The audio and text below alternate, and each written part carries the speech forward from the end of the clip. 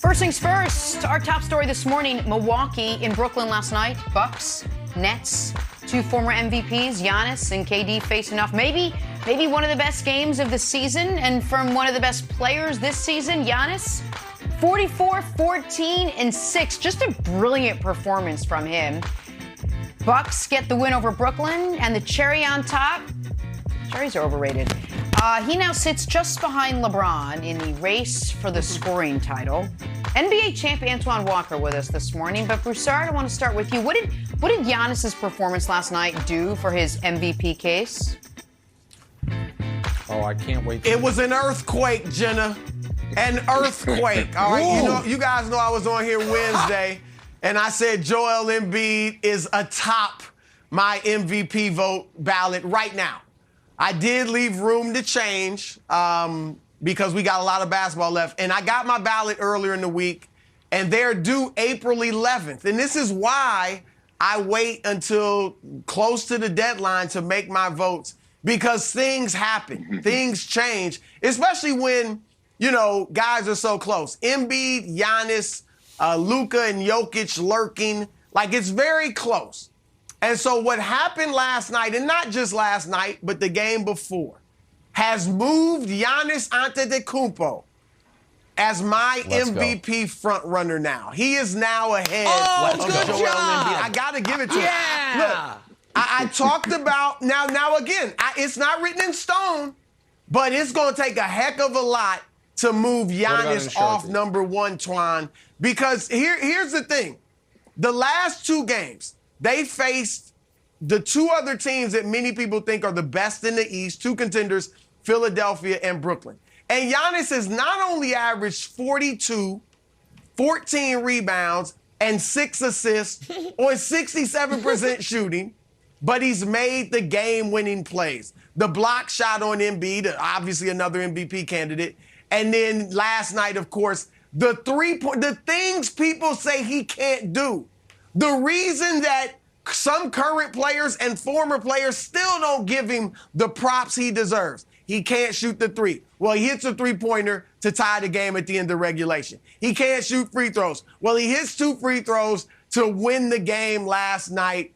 So I got to give it to Giannis. And meanwhile, Embiid, Nick, to your point last segment, he's been strong, put up big numbers. However, in those moments, and I'm worried about him in big moments, against Giannis, what does he do? Man, gather yourself. You are 6'1", 7'1", 300 pounds. Gather yourself and go up there and dunk it. And I know Twan agrees with me. He put up a rush layup that Giannis blocked. And then last night in the fourth quarter, Joel only gives me 4 points on 2 of 3 shooting in a game that they had to win and had no excuse to lose against Detroit. So right now, Twan, I have now moved Giannis ahead of Embiid and into the number one spot on my MVP ballot. Well, Chris, my mother always taught me, when you're wrong, admit when you're wrong. Be a man and admit when you're wrong. And I have to apologize to 2 people right now. First, I have to apologize to you, Nick. You were 100% right. Giannis is the MVP. Wow. He is the MVP. Wow. Marinate in the moment, Nick. Listen. Enjoy it. I have to apologize for Giannis for me coming on air and defending Embiid and saying he was the MVP no matter what Giannis does or what happens these last 4 or 5 games. I'm sorry, guys. What Giannis did last night is a statement game to me, and I said this before. You heard me say this about you circle games on the calendar, but this guy, every big game, and when he goes against the other superstars, he shows up. He takes it personal. He gets it done. And on top of that, when we start talking about wins and losses, Philly goes to 4 after that loss last night in Detroit. He goes to a half a game out of being in first place. He's unbelievable, man. Last night he makes the 3. That's first of all. We say he couldn't shoot threes. Then the free throws I thought was even more impressive. The fact that he's attacking the basket, trying to get fouled, and this is a guy that was getting booed last year. This was last year. Teams were trying to foul them. I got to give this guy credit, man. This guy's unbelievable. He's the best player in the league right now. It's hands down. It's not even close. And he's going to probably be the best player in the league for the next couple years, man, because he puts the work in that's necessary to be the best player in this league. And we got to start giving him credit. We basically thought that he was cruising, but he ain't cruising. He's turning it on and getting himself ready for another championship run. And last night spoke volumes to me. I'm sorry, Giannis. I'm sorry, Nick. You saw something different that I didn't see. And I was last night what a like, win. oh my God, I couldn't believe it. It was a big win. I'm not changing my mind no more. Big Giannis, win for Nick too. I'm paying respects to you, There it Giannis. is. You are the best, and There you are you go, the Antoine. MVP. And So- Chris, Take it in, make Nick. sure you vote for him. Make sure April 11th he gets that vote now, Chris. Don't mess up. 11. got it right Show up now, to the there's polls, no doubt. Broussard.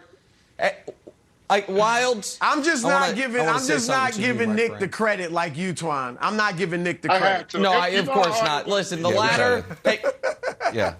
listen. Pull back on here's that the a thing. little bit. I didn't get I didn't get a ballot in the mail. I was too busy in my workshop building my ladder, which now is going to be cutting edge because the ladder was ahead of the curve, boys. Oh, we didn't need last night's game, did we, Wyatt? You and me, buddy. You and me, we're just like, oh, Giannis is the best. And this is the benefit, Wilds, and I want to give you credit. And also, of course, give myself credit of dripping in integrity and objectivity. A few weeks ago, maybe a few months ago, Wilds, you were making a case for your adopted son, John Morant, to be league MVP because you love him so much. I was making a case for my actual son, Luka Doncic, to be MVP because I love him so much. But because of our tireless commitment to objectivity, you and I both eschewed our own children or adopted children for the best player alive. And here is the real question I have to you, Kevin Wilds. We just spent the last segment saying a lot of people think Kevin Durant might be the best player. Your buddy, JJ Redick, and I then listened back to the clip. He didn't really want to rank players, and then Embiid made him, and now he's getting dragged for it. Sorry, JJ, but you're in the take business now. That's how it works. But he listed 3 guys as the best guys in the league. No, I know. I get it. I understand, Wilds, and you're nicer than me. But once you enter the take Thunderdome and you fire off a bad one, you're going to have to take shrapnel. Like, that's how it works, JJ. Streets. Sorry, It's pal. mean in Those these are the rules. Those are the rules, pal. I don't step onto your court, try to do a 3-point competition with you. You step into our world, you better make sure those takes are buttoned up. But he listed 3 guys. That's right. And the guy who is the defending Finals MVP, who won the championship with a 50-point game, and some would argue is the best defensive player in the league. It's controversial to say, yeah, he's the best player alive. I've never seen something like this. We argue Michael versus LeBron historically, but while Michael was at his apex, was anyone like, you know what? It's Barkley. No, not even when Barkley won MVP. And when LeBron was at his apex, were people arguing, no, I actually think, well, I guess with LeBron they did with Steph, but it was stupid. And briefly with Durant, and I understood the argument with Durant. But this is the fact that Giannis is not universally accepted as the best player in the league is bizarre to me. It's if you are at this point saying, not you, Wilds, the figurative you, not saying he's the best player in the league, to me what you're saying is the games don't matter. The production doesn't matter. The result doesn't matter. It's a figure skating competition, and I grade him slightly lower than Durant or Jokic because I like how their game makes me feel, as opposed to who produces, who statistically and win-wise. So, yeah, I mean, I thought Giannis was already the MVP, but I also think it's ridiculous that there is a debate about who the best player in the league is. It's clearly him, and it is a gap between him and whomever second is. So here's the other scary thing, and it was kind of the elephant in the room, and Antoine, you mentioned it. Giannis's free throws that iced the game, he's gotten, I think, 40 points better from this year compared to last year. And the fact that Ben Simmons was in the building, and we've always kind of like say, hey, Ben can get better, Ben can work on this. To see it play out on a national stage of watching a superstar take their game to another level is what I think we all want for Ben Simmons, too. So Giannis is just getting started. I know he's got 2 MVPs, but he's just getting started. He's going to get even better and better, get that three-point percentage up more, too. I think that's still only at 30%. Get up to 35%. All right, let's head back to Brooklyn. Let's talk about the Nets side of last night's game. How should KD feel after missing